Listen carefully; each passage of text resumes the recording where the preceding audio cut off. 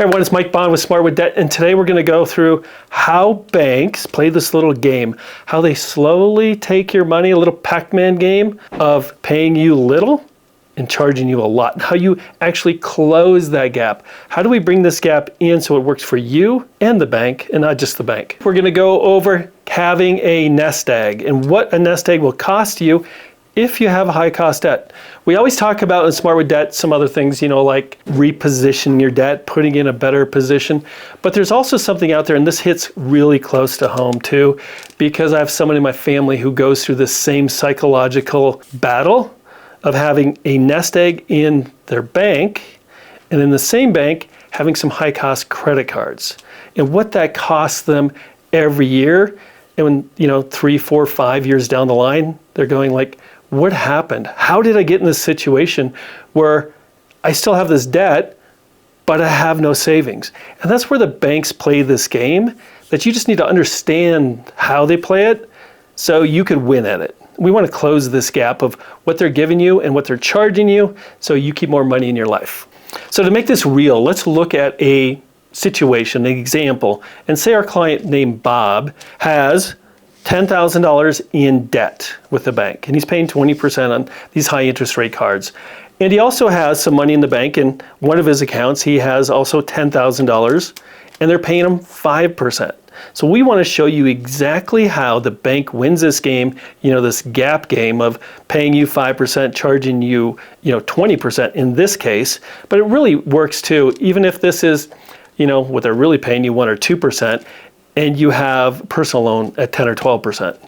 It's the same theory where over time, they're going to gobble up a lot of your savings, a lot of your income, whatever that may be, the money that's coming in that you need to use for retirement or just to save. Well, their stack really doesn't go anywhere. At the end of year one, you have $10,000 here in savings. They're paying you 5%. So they're going to give you, out of their coffers, $500.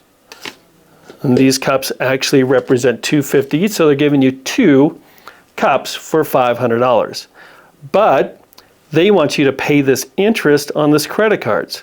And we understand that you don't pay it at the end of the year, you pay it monthly, but it's the same concept just so you can understand how it works and where you look and end up at the end of each year. So the bank over here wants their $2,000, $10,000 in debt, paying 20%. That is $2,000 a year. So they're going to want $500, $1,000, $1,500, $2,000 just for the interest, and they want you to pay down on that credit card, because remember, they want you to at least slowly pay down on this credit card. They're not going to ask you to pay it down quickly because they love that kind of interest. So they're going to take $2,000 in interest from your savings, income, wherever this is, and they're going to take another $500 because they want to pay this amount down. They want at least to start showing that they are helping you by reducing your debt. But as you can see already after year one, what happened? You can see that over here your savings is about $8,000, where your credit card debt is about $9,500. Remember, we started equal, $10,000 and $10,000. Just after year one, you can see the erosion. You can see what's happening. Where I come from back, cars rusted out. And this is what's happening is slowly it's rusting. It's taken away the funds that you have here. And this is just one of the examples that we show you from repositioning to looking at, the sacred nest egg when you have this over here and what it does to you now and in the future. We want to create that freedom for you. We want to create the clarity so you could have and enjoy life. And you just have to understand this, just walk through it. And here's what keeps going. After year 2, this keeps dwindling because remember now, you're making 5% on $8,000 instead of $10,000. So they're only going to give you $400 in interest on this. And this is still $9,500, so it's going to be very close. Slowly, they're paying you less, and the amount they charge you hasn't really decreased that much. So really in numbers, this dwindles down to about $6,000.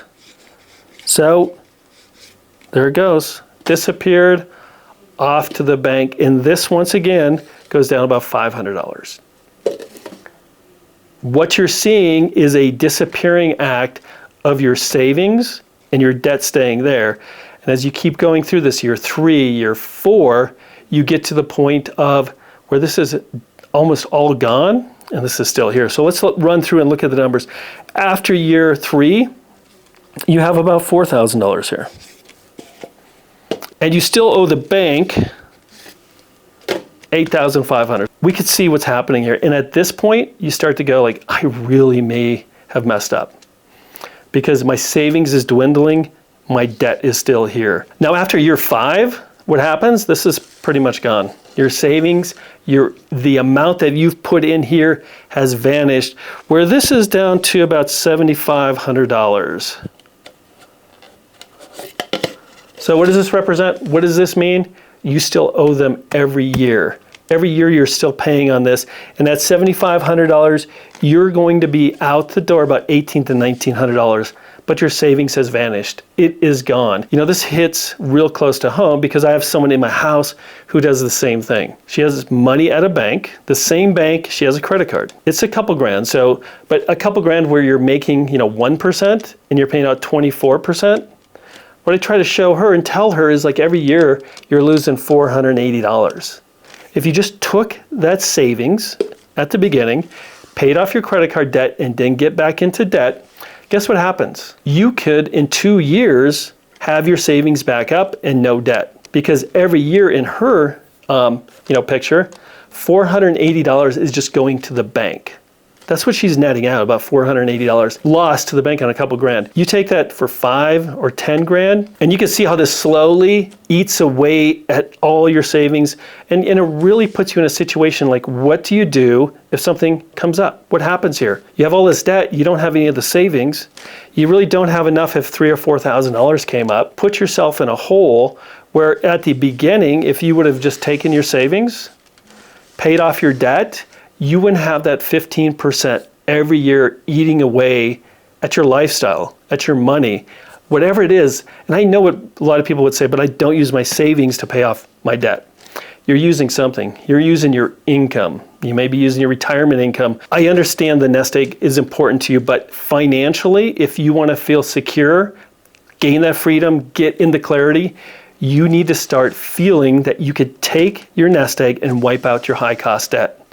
Because your savings, the amount that you're paying every year on this debt, typically, especially in this case, in 4 years, your savings is back to $10,000 and you have no debt. Remember what happened over here after 5 years? You still had $7,700 in debt and no income. It's all about closing that gap. It's all about making sure you understand how to work the debt game. We believe in good debt. If you're in debt, get in the best debt you can. Instead of 24%, maybe it's 8%. You just cut 12% off the cost of your money and makes life a little bit easier. But in this case, you cannot win against high cost debt. And it's one of the hardest things that people come to, realize. And they realize it way too late in the game. They realize it in year 3, 4, 5 when they're like, my debt's still there, my savings is gone, what do I do? Our goal here is to make sure you understand how to play and win at the debt game. Over our lives, we have more debt typically than we have investments. We want to make sure you have more money in your life, and that's why we created this channel. If you want more information, subscribe, like.